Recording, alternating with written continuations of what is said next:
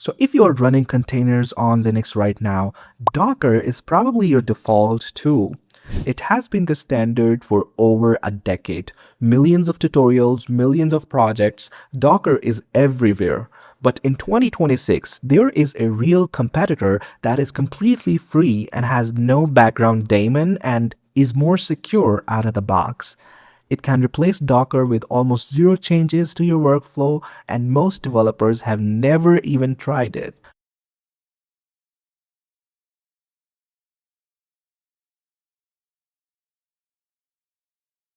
Today, we are going head to head, Docker versus Podman. We're going to cover architecture, security, performance, Kubernetes support, and pricing. By the end, you will know exactly which one belongs in your workflow. So let's get into it. So first of all, what is Docker? So Docker was launched in 2013 and changed software deployment forever. The idea was simple. Instead of installing your app's dependencies directly on a server and hoping it works everywhere, you package your app and everything it needs into a single container, and that container runs identically on any machine. So developers loved it, DevOps teams loved it, and Docker became the default container tool almost overnight. Now, under the hood, Docker uses a daemon-based architecture. When you install Docker, it starts a background service called dockerd. That daemon runs as root at all times. Every Docker command you type goes through that daemon via a socket file. This works, and it is why Docker became dominant. According to Stack Overflow 2024 developer survey, 67% of developers use Docker. The ecosystem is enormous. We have got Docker Hub, we've got Docker Compose, Docker Desktop, millions of Stack Overflow answers for Docker. But that root daemon, the thing that made Docker so powerful, is also where its biggest security problems come from. And that is exactly where Podman was designed to be different. Now, what is Podman? Podman, it is short for Pod Manager. It was built by Red Hat, and it is the default container engine on Red Hat Enterprise Linux, CentOS, and Fedora. But you can install it on Ubuntu and any other Linux distro just as easily. The biggest difference is architectural. There is no daemon in the Podman, and when you run a Podman command, it spawns a process, starts the container, and that's it. Nothing running in the background. So Podman does not need root by default. Your containers run under your regular user account. This is not a feature you have to turn on. It is just how Podman works. And here is something that developers love.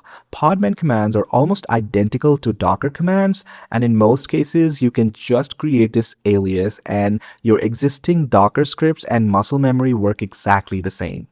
So we've got same result, same syntax, no daemon, no root. This is the Podman pitch, and for a lot of teams, it is a compelling one. Then, okay, let's put this architecture comparison in front of you in this table form.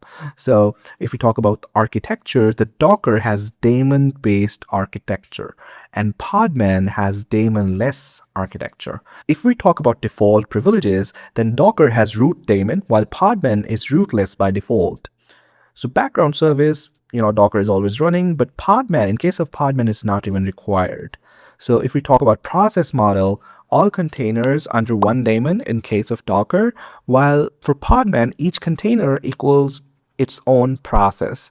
Now, finally, the single point of failure, if we talk about, then Docker, yes, if daemon crashes, all containers are affected.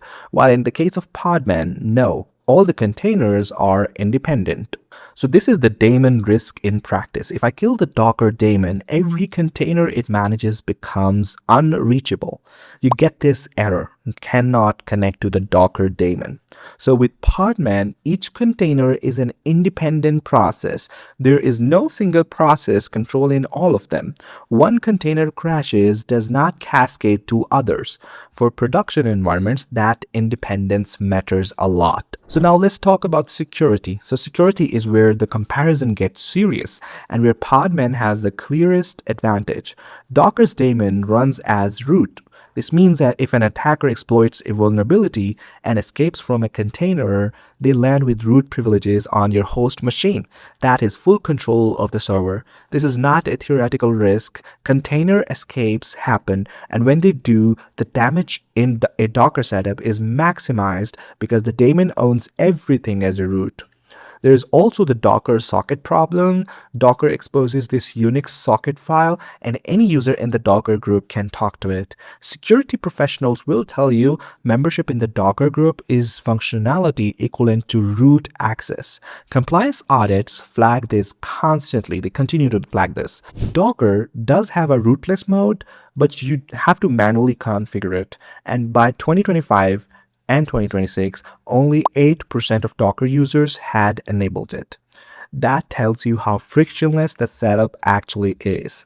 So Podman flips this model. Containers runs as your regular users by default. If a container escapes, the attacker gets your user level permissions, not root level. The blast radius is fundamentally smaller. So no privileged socket we have in Podman. We have no privileged daemon. And for teams doing compliance and audits or working in regulated industries like finance or healthcare, Podman passes security reviews that Docker struggles with. So if security is a requirement in your environment and not just a preference, then Podman is the right choice. Now let's talk about performance. So security is settled, but what about performance? Because a secure slow tool is still a problem. Now let's benchmark container startups side by side, both pulling from the same local image, just measuring how fast each tool spins up a container and exits. Now watch this. So Podman starts containers roughly 33% faster because there is no daemon to route through. For a single container, that difference is small, but in a CI/CD pipeline spinning up hundreds of containers per build, that 33% compounds into real time and real money saved. So for long-running services though, a web server, a database, and API, both tools perform essentially the same once the container is up. The startup advantage disappears for workloads that run for hours or days. So this is the performance comparison table on your screen. The one area where Docker clearly wins is image building. So Docker's build kit has years of optimization and a very mature caching layer. If your team builds images thousands of times a day, Docker's cache hits save measurable money. Now let's talk about Kubernetes support. So if your containers are eventually going to Kubernetes, and for most production systems they are, this section matters a lot. So Podman has a built-in command called podman generate kube. You set up your containers locally, run this one command, and Podman outputs valid Kubernetes YAML. This is ready to deploy. Now watch this. I will start an Nginx container and then generate the Kubernetes manifest directly from it. That YAML is production ready. You test your containers locally with Podman, generate the manifest, and ship it to your cluster. No gap between your dev environment and your Kubernetes configuration. With Docker, you build your containers and then write your Kubernetes YAML separately from scratch. You maintain two things instead of one and hope they stay in sync when you hit production. So this is worth knowing that Kubernetes depreciated its built-in Docker support back in version 1.24. That does not break your Docker images. They still run because both tools follow the same OCI image standard. But it is a clear signal of where the cloud native ecosystem is heading. Now let's talk about Docker desktop pricing. This is something that does not get discussed enough in technical comparisons. And this is of course cost. So Docker Desktop is free for individual developers and small businesses, but for companies with more than 250 employees or more than $10 million in annual revenue, Docker Desktop requires a paid subscription. This licensing change in 2022 caught a lot of enterprise teams off guard mid-project. While Podman Desktop is completely free, open source, Apache license, no per user fees, no organizational size restrictions, no surprises. So you can use it commercially at any scale for zero cost. For individual developers, this difference does not matter. For a 500-person engineering organization, it matters significantly, and it is one of the main reasons enterprises have been moving to evaluate Podman seriously over the past 2 years. Now, the moment of truth, which one should you use? All right, this is the verdict, and I am not going to give you a random vague answer, like it depends or something. I'm going to give you a straight answer here. All right, so you need to use Docker if you're a beginner. Ecosystem, the tutorials, the tooling, it is all built assuming Docker. You will find answers faster and get stuck less often. You can use Docker if your team is already deep in an existing Docker workflow. The switch-in cost is real, and if things are working, there is no urgency.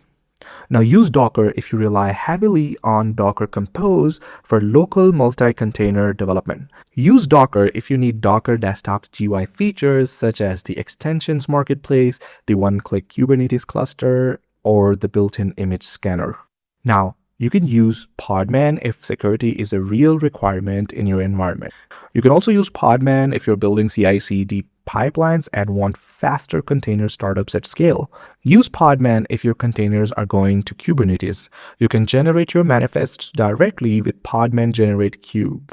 You can also use Podman if Docker desktop licensing is a cost concern for your organization. By the way, my honest take is that if you are starting a new Linux project today with security in mind, Podman is the smarter default. But if Docker is already working for your team, the switch is not urgent.